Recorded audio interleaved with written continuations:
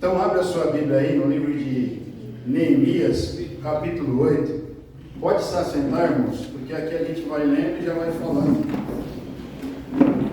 Glória a Deus.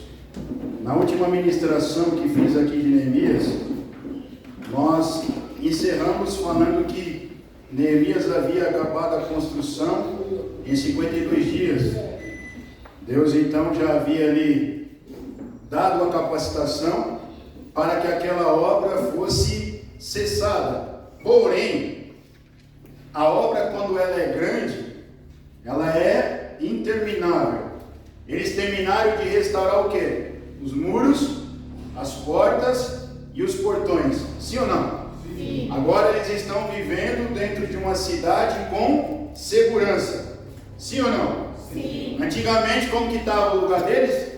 Estava destruído. Não tinha muro, não tinha portão, não tinha portas. Então o inimigo que quisesse poderia invadir e fazer o que quisesse lá, porque não tinha uma proteção. A partir do momento que o muro é levantado, que as portas são colocadas, e Neemias ele vai separar alguns homens como guardas, tomando conta de toda a muralha. Então agora, para o inimigo entrar, ficou difícil. Quando nós tampamos as brechas das coisas que o inimigo quer roubar ou fazer alguma coisa dentro do nosso ambiente familiar, quando os nossos muros estão erguidos, ele não tem espaço para entrar. Agora os muros foram levantados, as portas estão no lugar, porém o povo vai sentir falta de algo. E do que o povo vai sentir falta? Da palavra de Deus. Não existe uma nação de Deus sem a palavra do Senhor. Primeiro você fez a restauração dos muros em volta do seu lar, sim ou não? Agora é hora de você aprender sobre a palavra do Senhor, sobre a lei de Deus. Neemias capítulo 8, versículo 1, diz assim: chegado o 7º mês, e estando os filhos de Israel na sua cidade, todo o povo se juntou, com um só homem, na praça, diante da porta das águas, e disseram a Esdras, o escriba, que trouxesse um livro da lei de Moisés, que o Senhor tinha ordenado a Israel. Depois de tudo finalizado, os muros erguidos, agora o povo vai sentir falta do quê? Do livro da lei. E o que é o livro da lei? É conhecido como a Torá, ou seja, o que é a Torá? Os 5 primeiros livros da Bíblia, conhecido como Pentateuco. Penta significa 5. E quais são esses livros? Gênesis, Êxodo, Levítico, Números e Deuteronômio. Era o que o povo tinha em mãos naquela época. Então o povo, quando está dentro da cidade, vai chamar o sacerdote. O sacerdote era aquele que era responsável de quê? De levar a palavra de Deus, de levar o pecado do povo e ofertar ao Senhor tanto um sacrifício pessoal como um sacrifício nacional naquele tempo coletivo. Então existem pecados que nós cometemos sozinhos, sim ou não? E existe pecado que são coletivos. Naquela época o sacerdote era responsável de mostrar o pecado, fazer com que o povo se arrependesse e levar ali uma oferta ao Senhor para que o Senhor perdoasse o povo. Aqui o povo vai sentir falta, vai se juntar e pedir para que o sacerdote naquele tempo trouxesse o livro da lei, ou seja, a palavra que Deus havia entregado para Moisés. E essa palavra foi entregue aonde? No Monte Sinai. Lembra que a palavra de Deus foi escrita pelo dedo do próprio Deus. Aonde? Em uma pedra. Para que o povo não esquecesse. Deus, quando entrega a palavra, o que Deus está fazendo para o povo é: você aceita se casar comigo? Porque não existe uma vida com Deus sem ser casado com Ele. E qual que é o contrato desse casamento? Obediência na palavra. Tanto é que o povo vai chegar para Moisés e vai falar: tudo que Deus disse para você, nós faremos. O que o povo está falando para Deus? Eu aceito. E quando nós aceitamos ter um relacionamento com Deus, todo relacionamento existe as suas cláusulas. Naquela época, um homem judeu, quando ele vai casar com uma judia, existia uma cláusula, uma lei, ou um livro com algumas leis chamado Ketubá. E essa Ketubá tinha 10 normas específicas, tanto para o homem cumprir, quanto para a mulher. Quem aqui é casado? Levanta a mão. Quem vai casar? Então fique sabendo que você tem o seu papel de homem e a sua mulher tem o papel de mulher. Naquele tempo, quando o homem chegava até a mulher e a mãe ou a mãe do pai falava, vou pagar o dote é quanto? O dote é tanto. Naquele tempo o homem pobre não casava, irmão, porque ele tinha que dar um dote. E aí ele chegava lá, o pai falava, o dote da minha filha é esse. Ele ia lá, tá bom, vou pagar. E ele saía, voltava para a casa dele e não avisava quando ia voltar. Só que a mulher já tinha cláusulas em sua mão, para quê? Para obedecer. Se ela quebrasse alguma cláusula, o que acontecia? Não ia ter casamento. Por exemplo, você é noivo, você está para casar. Se o seu marido pisar na bola, o que vai acontecer? Ou a mulher? Não vai ter casamento. Porque o homem precisa andar certinho e a mulher certinho. Para quê? Para haver uma aliança. Com Deus é a mesma coisa. O que Deus entregou ali no Monte Sinai? 10 mandamentos. Diga 10 mandamentos. 10 mandamentos. Agora olha para a pessoa que está do teu lado e fala, você obedece? Você obedece. Todos. São 10, irmão. Não são 613, como o judeu fala. Eu estou falando de 10 mandamentos. Será que obedecemos esses 10 mandamentos? Essa é a cláusula para ter um casamento com Deus. E o povo, quando o povo pede a lei, por que eles pedem? Antes de tudo isso acontecer, aonde eles estavam? Escravos. Nenhuma terra que não era a terra deles. Terra dos caldeus. Estavam lá, escravizados quantos anos? 70. 70 anos sem ter acesso ao templo. 70 anos sem ter acesso ao estudo da palavra de Deus. 70 anos sem ter liberdade de adorar a Deus aonde eles quisessem. Eles eram escravos. Tinha que trabalhar. E não podia adorar o Deus de Israel. E aí agora eles voltam para a terra. Trabalham pesado. Levanta muro. Coloca portão no lugar. E agora precisa do quê? O que eles sentem falta? Das escrituras. Aleluia! Esqueceram como que era que Deus falava. Esqueceram que Deus havia determinado. Então eles vão falar para o sacerdote, traga a lei de Moisés que o Senhor deu a Israel.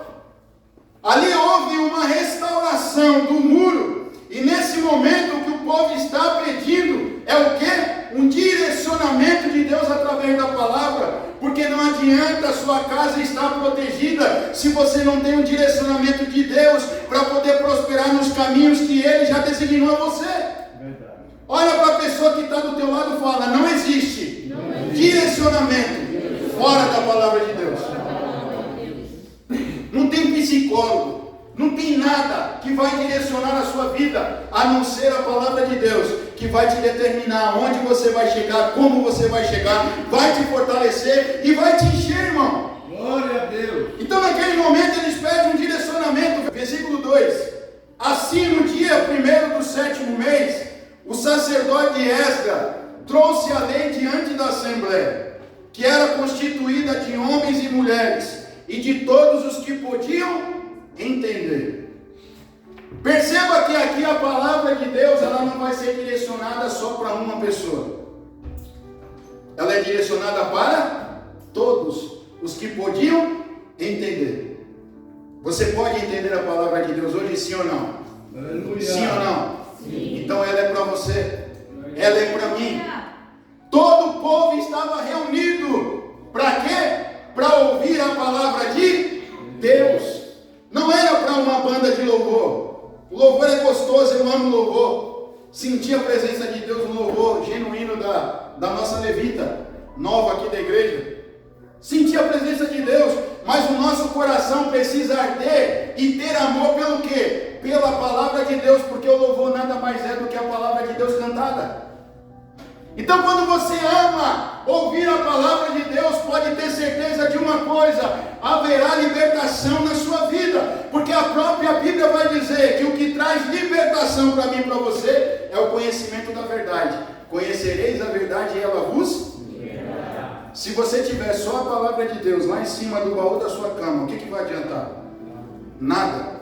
Não vai trazer libertação. A maioria das pessoas colocam a Bíblia no baú da cama para quê? Porque não quer ver o diabo, porque não quer ter sonho ruim. Não é isso que as pessoas fazem? Aqui vai proteger a minha casa. Não, irmão. O que protege a sua casa é Deus.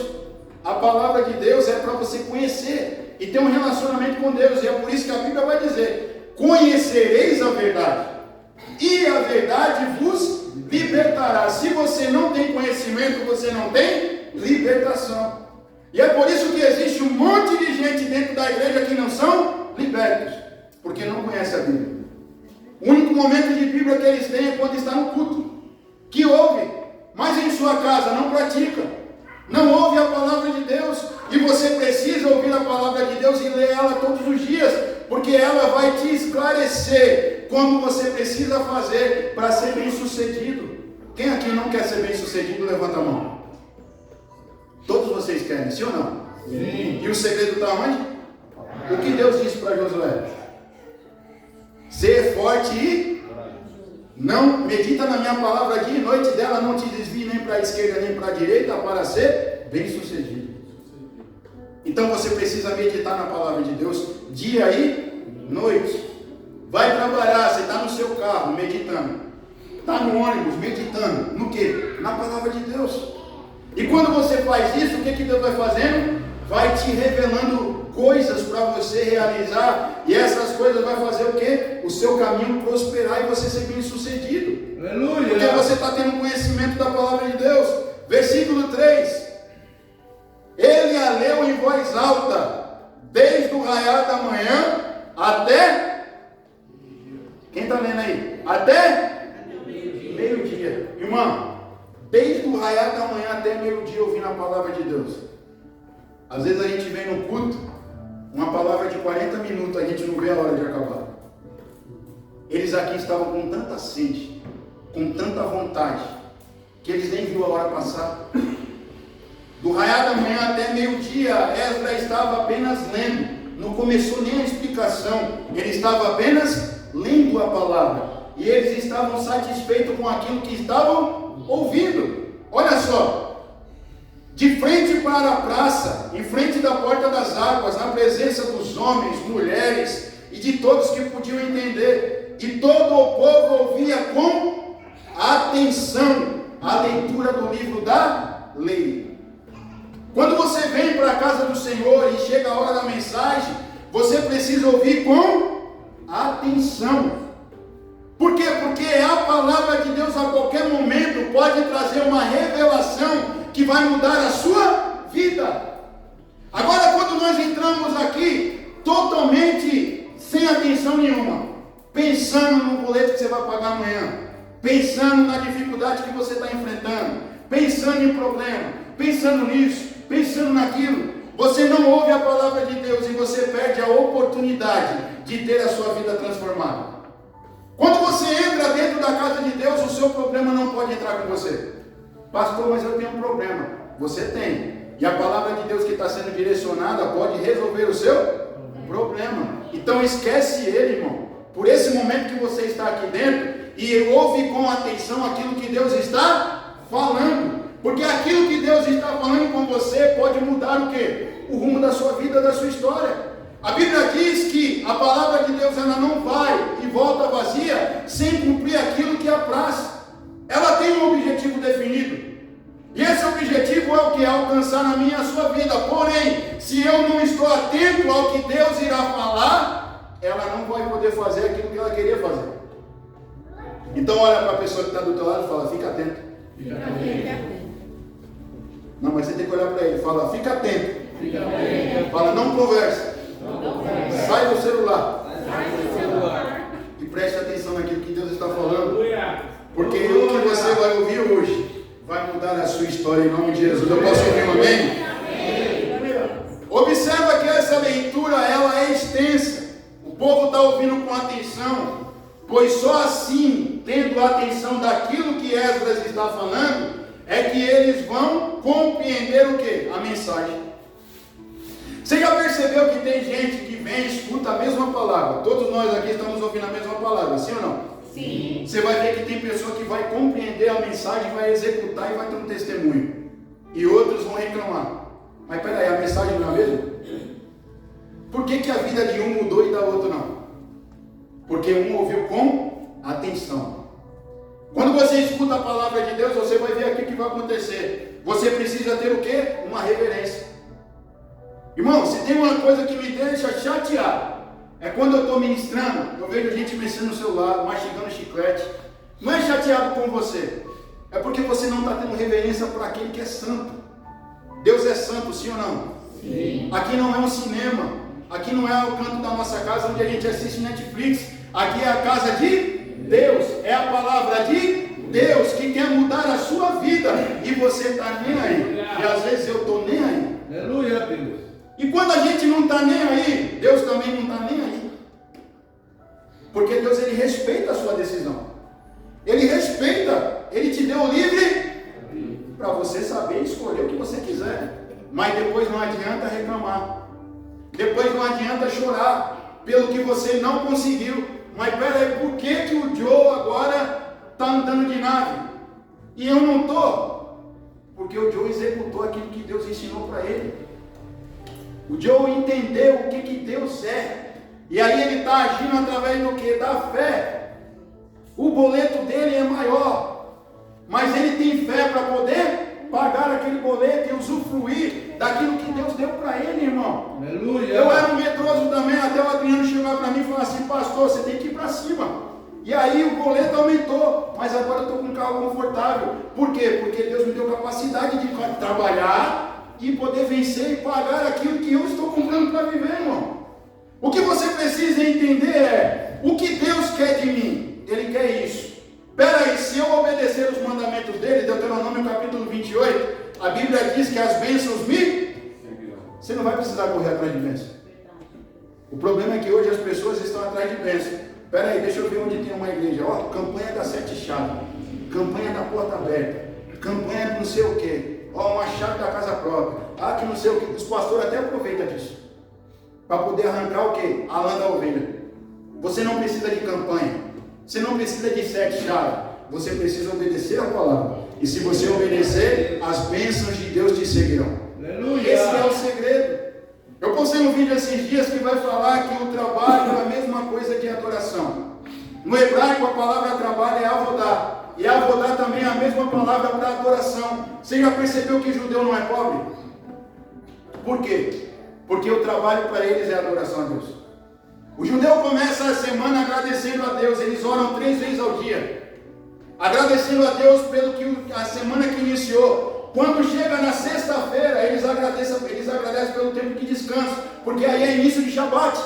O que eles vão fazer? Adorar a Deus na sexta das 18 horas até o sábado às 18 horas. Domingo para eles é o primeiro dia da semana e eles voltam a trabalhar. O brasileiro, sextou. Sábado. Olha a diferença. Sextou. Agora eu vou curtir, eu vou para balada, eu vou gastar dinheiro. E é pobre, irmão.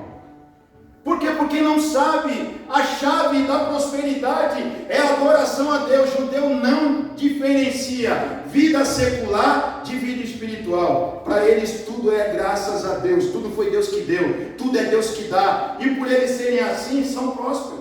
E o que nós precisamos fazer? A mesma coisa. Você quando levanta da sua cama, agradece a Deus pelo dia? Ou você já sai, vou ter que trabalhar hoje? Que raiva, eu estava morrendo de sono. Eu não queria levantar. Como vai ser o dia, Joe?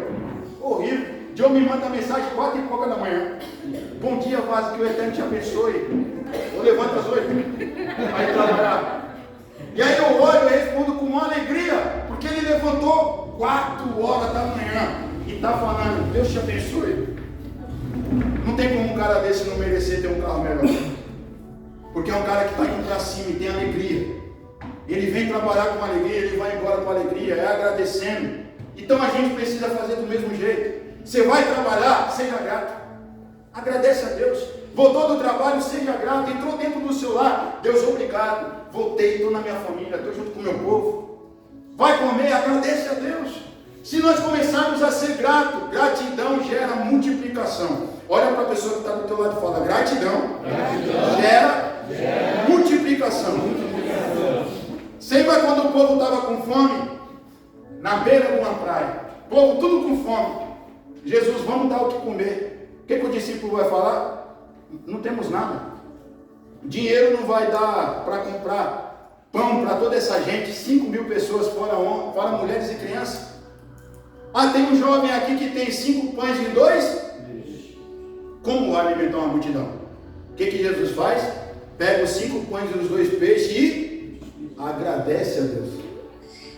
Quando ele agradece, ele fala, agora manda o povo sentar e partilha para todo mundo. A Bíblia diz que todos comeram e ainda sobrou 12 cestos para aquele jovem levar. Aleluia. Gratidão gera multiplicação. Quando você é grato pelo aquilo que Deus te deu, e às vezes é pouco, 5 pães e 2 peixes para 5.000 pessoas. É pouco ou não? Mas ele foi grato. E o que Deus fez? Multiplicou. Aquilo que é pouco para você, entenda isso. Para Deus ele pode transformar em muito. Deus não vê como você vê. Deus não vê como eu vejo. Aquilo que para mim é pouco, para ele é muito. Bora lá, senão nós não conseguimos sair desse capítulo. Versículo 4. O escriba Esdras estava numa plataforma elevada, ou seja, ele estava num lugar mais alto. Naquele tempo não tinha microfone e nem caixa de som. Então, para a voz dele ecoar, ele ficava mais alto do que as pessoas, principalmente em direção a que o vento estava em favor ao povo, para ele poder falar e todos ouvirem. Porque imagina uma nação ouvindo um homem sem microfone. Mas o povo ouvia, porque a voz dele era distribuída, elevada, de madeira, construída para a ocasião. Ao seu lado à direita estavam Matias, Semar, Ananias, Urias, Uquias, Mazéias, e à esquerda estavam Pedaías, Misael, Malquias, Azum, Asbana, Zacarias e Mesulão. Versículo 5. Esdras abriu o livro diante do povo, e este podia vê-lo, pois ele estava no lugar mais alto. E quando abriu o livro, o povo todo se levantou. O que isso significa? Reverência. Quando a palavra de Deus ela é aberta, você precisa se colocar de pé. É por isso que tem igreja que fala, se coloca de pé em reverência à palavra de Deus. Não precisava o pastor falar isso. Se o povo entende, quando o pastor abre a sua Bíblia no Neemias capítulo 8, o que você vai fazer? Já levantar. Porque você tem reverência a Deus. Não é o pastor que está pregando. Eu mandei você sentar porque eu vou lendo de versículo em versículo e vou explicando. Se você ficar em pé, você vai ficar mais de 50 minutos. Mas num culto de sexta-feira ou de domingo, quando vai ler a mensagem aqui, você já faz o quê? Se coloca de pé. Então agora você aprendeu, sim ou não? Sim. Isso quer dizer que você reverencia o quê? A palavra do Senhor. Quando a palavra de Deus vai ser ministrada, se coloca de pé e ouvido atento ao quê? Ao que vai ser pregado. Porque aquilo que vai ser pregado tem o poder de transformar a sua vida, abençoar a sua casa, a sua família. Aleluia! Esdras louvou ao Senhor, o grande Deus, e todo o povo ergueu a mão e respondeu: Amém, Amém. Então eles adoraram ao Senhor prostrado o rosto em terra. Primeira atitude de Esdras é louvar ao Eterno. O que eles estavam fazendo naquele momento? A cidade estava fortificada com os muros, sim ou não? Sim. Mas agora eles precisavam fazer o quê? Atrair a presença de Deus para aquele lugar. Lembra que através da desobediência Deus permitiu eles serem atacados e serem levados escravos? Ou seja, a presença de Deus daquele lugar foi retirada. Mente quem fala que Deus não retira o Espírito depois que ele dá para a pessoa. O Espírito fica estacionado. Ele não é carro, irmão. O Espírito é santo. Se eu pecar, ele não fica em mim.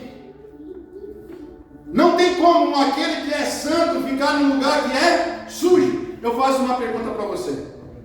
Se você comprar uma casa, comprei uma casa, Raimundo foi lá e comprou a casa.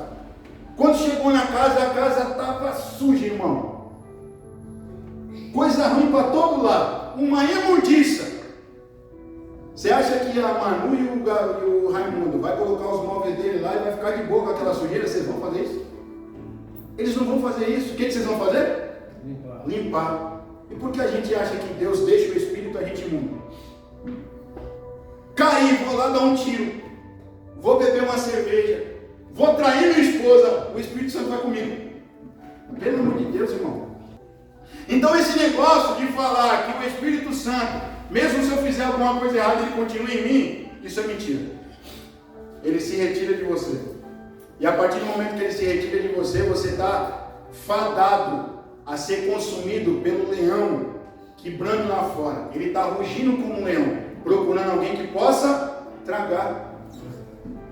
Se você está sem o Espírito de Deus, o que vai acontecer com você? Vai ser destruído por ele que está lá fora. Quando o Espírito está em você, ele não consegue te destruir. Então vamos lá. Quando Esdras começa a louvar o Eterno, o povo responde amém. O que significa amém? Você aprendeu que é assim seja. Sim ou não? Sim. Essa palavra no hebraico, ela vem da palavra amã. E essa palavra amã, é por isso que eu pedi para vocês trazerem o caderno, para anotar essas palavras. Essa palavra amã, ela significa ser firme, ser confiável, ser fiel e estar seguro. Quando Esdras está louvando ao Senhor, o povo se sente firme, confia naquilo que o sacerdote está louvando. Aleluia. Eles são fiéis ao que está vindo da boca do sacerdote e eles se sentem seguros pelo que eles estão ouvindo. Glória a Deus. Isso é o amém. Quando eles dizem amém, eles estão falando, eu confio no que você está falando. Eu confio na palavra que você está ministrando. Eu me sinto seguro, porque a palavra de Deus, ela traz para mim e para você segurança. Aleluia. Se eu falar da boca para fora, as minhas palavras não vai trazer segurança para você. Agora a palavra de Deus, ela gera confiança em nós. Aleluia. Nos sentimos seguros quando ouvimos o próprio Deus falando conosco, como Ele está falando aqui nessa noite. Eu creio. Versículo 7. Os levitas, Jesuá, Bani, Zerebias, Jamim, Acube, Sebatai, Odias e outros instruíram o povo na lei, e todos permaneciam ali. Eles estão sendo instruídos na onde? Na lei de Deus. E eles não saem, eles permanecem no lugar, dando ouvido ao que está sendo pregado. O que significa instruir? Ensinar com propósito, orientar com conhecimento ou dar uma direção clara sobre algo. Quando eu trago uma palavra aqui e ministro a vida de vocês, o que eu estou dizendo para vocês aqui, fazendo vocês entender, é que vocês precisam ter um conhecimento e uma direção para onde vocês vão. Porque para algum lugar vocês estão indo. Aleluia! Sim ou não? Agora, qual lugar? Qual é a direção que vocês estão caminhando? Paulo vai dizer, esquecendo das coisas que para trás ficam, eu prossigo para o alvo. Qual é o nosso alvo? Cristo. Se Cristo é o nosso alvo, nós precisamos estar no caminho, porque Ele é o caminho. Eu sou o caminho, a verdade e a... Ninguém vai ao Pai a não ser por... Se eu saio do caminho, o que acontece comigo? Atropelado, cai precipício abaixo, bate o carro, faz um monte de coisa, capota, porque você saiu do caminho. O caminho, quando você está no caminho, existem placas de sinalização. Quem já viajou? A placa tem a velocidade que você tem que andar, se você vai dar preferência para quem vai cruzar, pare, tem tudo isso. Se você obedece à placa, você chega no seu destino com segurança. Porque você está no caminho certo, obedecendo aos mandamentos da avenida, da estrada, tudo. Jesus é o caminho. E Ele tem mandamento. Não é isso que Ele vai dizer? Aquele que obedece os meus mandamentos, esse o Pai ama. Entende isso, irmão? Então não tem esse negócio. Ah, Deus, eu fiz isso, mas o Senhor compreende, eu sou fraco. Ele vai falar, não, você não compreende, eu não compreendo não. Não compreendo, você sabe o que você tem que fazer, você sabe que você tem que obedecer. Você errou, agora você vai bater o carro, vai gastar um dinheiro agora na funilaria, porque você está todo arrebentado, agora você vai tomar um prejuízo, vai ter que trocar o para-choque, pintar tudo de novo. Por quê? Porque você saiu do caminho. Entende disso, irmão. Vai ter que fazer aí uma funaria para ficar bonitinho de novo. Para as pessoas olharem para você e falarem, ali vai um cara que é de Deus. Então é isso que nós precisamos entender. Leram o livro da lei de Deus, versículo 8, interpretando e explicando, a fim de que o povo entendesse o que estava sendo lido. Ou seja, o conhecimento da verdade naquele momento é o que vai trazer para aquele povo uma real libertação. Os levitas não estão medindo esforços de pregar a palavra e de mostrar o conhecimento claro, esmiuçado, da forma mais simples, para o povo compreender e colocar aquilo em prática na vida deles. A partir do momento em que você entende a mensagem, você vai começar a fazer o que? Agir pela mensagem. Poxa, eu entendi o que aconteceu ali, então agora eu vou praticar aquilo que foi pregado. O pastor falou algo que faz sentido, vou colocar em execução. O que vai acontecer com você? Você vai ser abençoado. Agora aqueles que não colocam em prática, vai viver a mesma vida todos os dias. A gente sempre quer viver uma vida diferente, sim ou não? Mas o que a gente faz de diferente? O que você plantar, você colhe. A lei da semeadura ela é real, irmão. Não adianta você plantar feijão e querer colher arroz. Não adianta você plantar limão e querer beber suco de laranja lima. Não vai. Então, se você quer a vida boa, você precisa começar a colocar sementes boas. Na onde? Em uma boa terra. Qual é essa boa terra? Diga assim, o meu coração. Se você colocar a semente, que é a palavra de Deus, no seu coração, que é uma boa terra, ela vai frutificar. E aí você vai colher 100 vezes mais aquilo que Deus tem para a sua vida. Glória! Entende isso? Versículo 9. Então Neemias, o governador, Esdras, o sacerdote e o escriba, e os levitas que estavam instruindo o povo, disseram a todos: esse dia é consagrado ao Senhor nosso Deus, nada de tristeza nem de choro, pois todo o povo estava chorando enquanto ouvia a palavra da lei. Quando eles percebem que o povo estava chorando, agora imagina, um povo que ficou 70 anos sem ouvir a palavra, quando ouviu Deus falar, o que eles fizeram? Começaram a chorar, irmão. Esse choro poderia ser um choro de alegria, mas aqui, ao ver Neemias e o governador, Esdras, o sacerdote e os escribas, repreendendo o povo para que não chorasse, me faz entender que o povo estava chorando do quê? De tristeza, porque eles perceberam que tudo que eles viveram, a humilhação, a escravidão, foi porque eles não deram ouvido ao que? A palavra de Deus e não obedeceram. E o que eles viveram naquele tempo foi exclusivamente porque eles plantaram errado e colheram errado. Então eles estão chorando, mas aí eles vão falar: não chorem, esse dia é consagrado a Deus, é dia de alegria. É por isso que Eclesiastes vai dizer para nós no capítulo 3, há um tempo determinado para todas as coisas, há o tempo de você chorar, mas há o tempo de você sorrir. E quando chegar o tempo de você sorrir, não pode haver tristeza no seu coração. Você precisa ter a sua cabeça, levantar as suas mãos e louvar aquele que te deu vitória, irmão. Em nome de Jesus. Olha para a pessoa que está do teu lado e fala: é dia de alegria. Você está ouvindo a mensagem de Deus, é dia de alegria.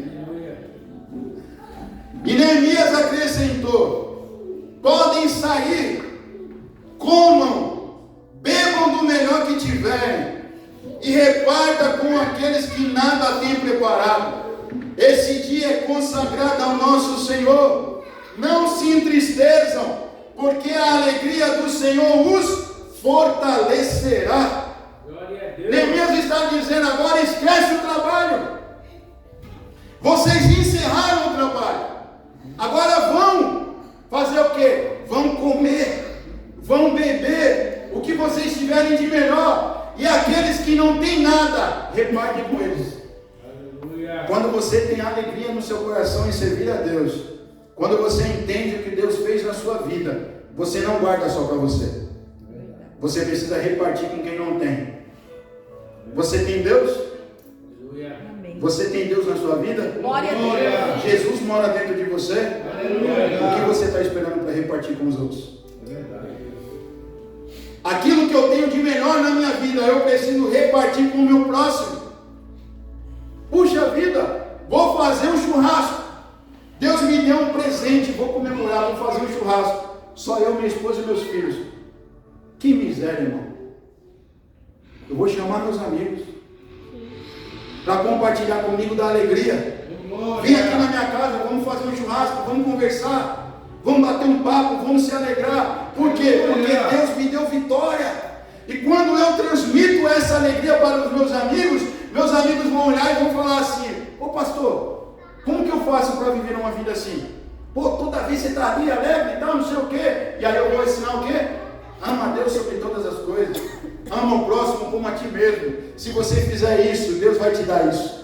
Eu não estou falando para você barganhar com Deus, não, porque Deus não aceita barganha. Mas não tem, irmão, um homem que obedece a palavra de Deus, que não colhe a bênçãos do Senhor. Ele sempre vai te dar um presente. Pode ter certeza disso. E às vezes você vai falar: Deus, eu nem mereço. Ele vai olhar e vai falar: merece sim, você é obediente. O filho que é obediente, quando ele pede algo para o pai ou para a mãe, pai ou para a mãe tem prazer de dar. E se você não tiver, você vai ralar para comprar. Eu vou trabalhar porque eu vou dar, porque é um filho exemplar. Não me dá trabalho. Sempre está ali ajudando, obediente, obedecendo. Então eu vou fazer o quê? Vou dar algum jeito de realizar a vontade dele. Imagine Deus. Se a gente que somos ruins não damos pedra quando o filho pede pão, imagine Deus. Você consegue compreender? Aleluia! Você e eu sendo um pai ruim, que nós é ruim, irmão. Compartilhamos da bondade de Deus. Mas se Deus estiver fora da gente, não presta ninguém. O ser humano é ruim.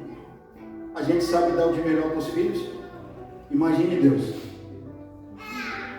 que é o dono de tudo. O que ele pode dar para você? É por isso que ele fala: pode uma mãe se esquecer do filho que ainda mama? Você consegue esquecer da sua filha quando ela quer mamar? E ele vai falar: mas se isso acontecer, eu não me esquecerei de ti, diz o Senhor.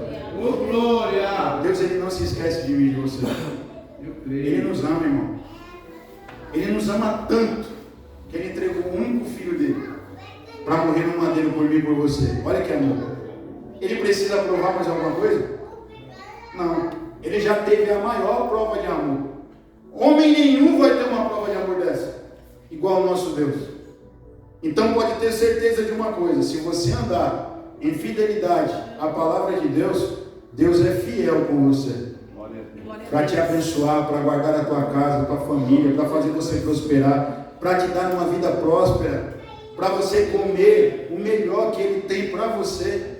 E é por isso que Neemias vai falar aqui: vão lá, comam, bebem o que tiverem de melhor, reparte com aqueles que não têm. Esse dia é consagrado ao nosso Deus. Não se entristeçam, porque a alegria do Senhor é a nossa força. A alegria do Senhor é a sua força. Aleluia! Mas você precisa colocar um sorriso nesse rosto. Aleluia! Olha para a pessoa que está do outro lado e dê um sorriso para ela. De mostrar o dente, mostra o dente, irmão. Pastor, eu jantei, me escovei o dente, agora tem um feijãozinho, não tem problema. Ri, irmão, porque Deus quer ver você alegre. Sabia que você não precisa colocar botox? Provérbios vai dizer que se você for alegre e sorrir bastante, o sorriso formoseia o rosto. Aleluia! Quer ser bonito? Sorri bastante. Quanto mais você sorrir, mais bonito o seu rosto ficará. É a palavra de Deus que está falando isso. Por que a palavra de Deus vai falar sobre isso? Porque Deus não quer você triste. Deus quer você alegre. E alegre, irmão, você não precisa ter uma bênção para se alegrar. É lógico que quando tem a bênção, a gente fica mais alegre. Mas a alegria, eu decido ser feliz. Eu levantei hoje, meu dia vai ser maravilhoso. Eu vou ser feliz. Eu vou ter um dia maravilhoso. Como que vai ser seu dia? Maravilhoso. Vão fechar o seu carro no trânsito? Vão. Vão te xingar? Vão. Mas eu sou feliz. Aleluia. Não vou brigar. Eu sou feliz. Eu decidi ser feliz. Por quê? Porque a alegria do meu Deus é a minha força. Eu estou fortalecido pelo Deus que eu sirvo. E se Deus tem me fortalecido, ninguém, nem o diabo, vai poder me colocar para baixo. É verdade. Aleluia. Quando eu fico triste é porque eu permiti a tristeza chegar. Agora, se eu estiver preparado, na hora que esse dia mal chegar, eu vou vencer ele com alegria. Está conseguindo compreender o que Deus está falando para mim e para você? Porque os problemas difíceis vêm, irmão. Nós estamos vivendo em uma fase de videogame. Que fase é essa? Tem o primeiro chefão. É difícil, mas você passa. O segundo vai ser pior. O terceiro nem se fala. E quando você chegar para salvar, é pior ainda. Mas se você estudar o jogo, você consegue salvar. É assim, irmão. Nós temos uma vida que estamos seguindo para onde? Para a salvação. Sim ou não? Quantos aqui vão ser salvos em nome de Jesus? Aleluia. Pelo amor de Deus, todos precisam ser. Só que até chegar ao dia da salvação, você vai enfrentando dificuldades. Os inimigos cada vez mais serão maiores. E o inimigo que eu falo não é pessoa. O inimigo que eu falo é o próprio Satanás, irmão. Ele vai se levantar de um jeito, não deu certo, ele vai se levantar do outro. Porque o desejo dele é te derrubar. E quando ele percebe que ele não te derruba, ele tenta deixar mais difícil. E Deus vai permitindo que ele vai se levantando. Por quê? Porque Deus colocou poder e autoridade nos seus pés. E a Bíblia diz que a igreja pisará a cabeça de Satanás. Então o que a gente vamos fazer? Passar por cima.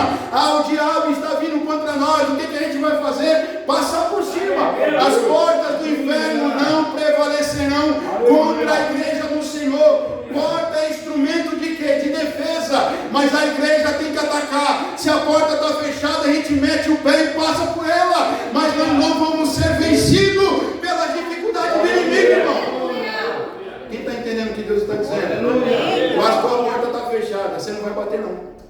Você vai meter o pé. Você é igreja. Você tem autoridade. Tem poder na sua vida. Para você fazer o quê? Passar os obstáculos. Puxa vida. Eu vejo várias pessoas aí ministrando dizendo: Pedro afundou porque não teve fé. Isso é a maior mentira. Quando Pedro vê lá, eles estão lá no barco. Pedro não está sozinho, quem está com ele? Os discípulos. Está tudo lá no barco. Todos eles viram Jesus vindo, não viu? Ficaram com medo, uma assombração. Não reconheceram o próprio Cristo, que andou com eles 24 horas. Aí está vindo. O que Pedro fala? Se tu és o Cristo, deixa eu ir até você. O que Jesus fala para ele? Vem. O que Pedro faz? Eu vou. Como que ele tem falta de fé? O problema dele ter afundado não foi a falta de fé. O problema dele ter afundado é que os olhos dele perderam a visão de Cristo. Quando ele estava olhando para Cristo, ele caminhou sobre as águas. A partir do momento que ele tirou a visão, ele afundou. Não é fé, é aonde os seus olhos estão focados. A partir do momento que Pedro está olhando para Jesus, ele caminhou por onde ele nunca imaginou caminhar. Olha o que Deus está dizendo para você. Quer alcançar coisas que você nunca alcançou? Não perca os seus olhos de quem? De Jesus. Os outros que ficaram dentro do barco com medo não experimentaram o que Pedro experimentou. Ali foi falta de fé. Eu afundar quando eu estou caminhando em caminhos que eu não sou acostumado é normal. Mas você observa que quando ele afunda, ele chegou tão perto de Jesus que Jesus estende a mão e puxa. Então ele conseguiu chegar onde ele queria. O que eu quero dizer para você é que muitas das pessoas vão estar dentro do barco, falando para você: eu estou com medo. Não vai, você não vai conseguir. Mas se os seus olhos estiverem em Cristo, você vai chegar aonde as pessoas não conseguem chegar, irmão. Entenda isso em nome de Jesus.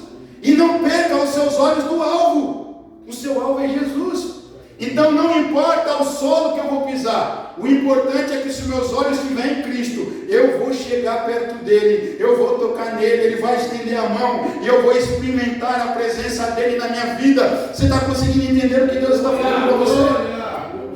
Os levitas tranquilizaram todo o povo dizendo: acalme-se, porque esse é um dia santo, não fiquem tristes.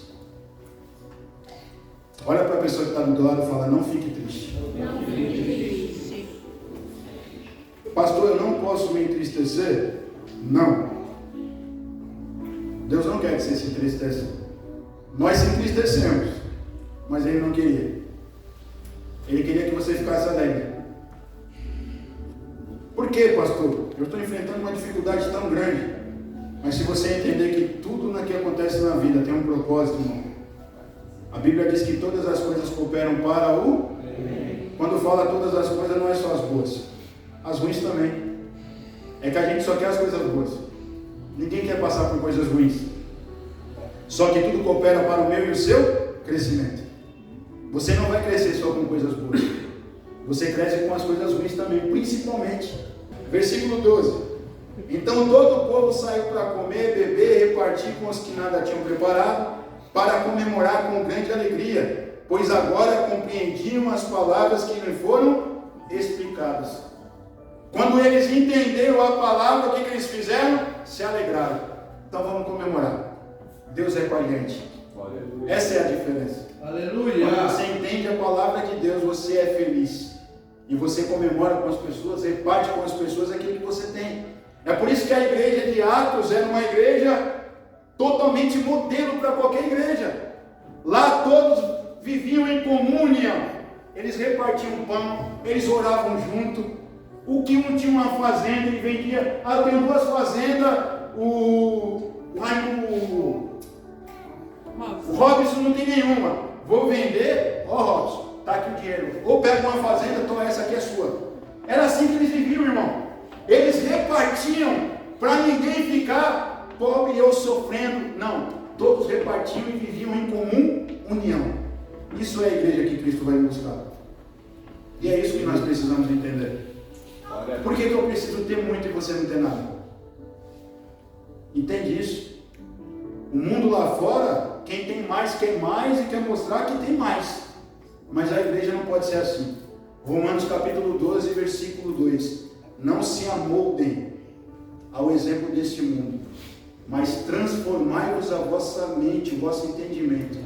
Com que? Com a palavra de Deus. Você não deve imitar o mundo. Nós somos diferentes. O mundo vive de um jeito totalmente ao contrário. A igreja não tem que viver desse jeito, irmão. Então você precisa repartir. Pô, se eu tenho condições de ajudar meu irmão, eu vou ajudar. Sem esperar receber nada em troca. Pô, eu posso fazer, não vai me fazer falta, eu vou fazer. Entende isso? Você não tem que tirar aquilo que vai te fazer falta. Mas se é algo que você pode ajudar, eu posso estender a mão e ajudar tal fulano, eu vou fazer isso, irmão. Então você precisa o que? Ajudar as pessoas, sem esperar nada. Se você pode, oferte na vida de alguém. Se você pode, abençoa a vida de alguém. E sabe o que vai acontecer com você? Você será muito mais abençoado.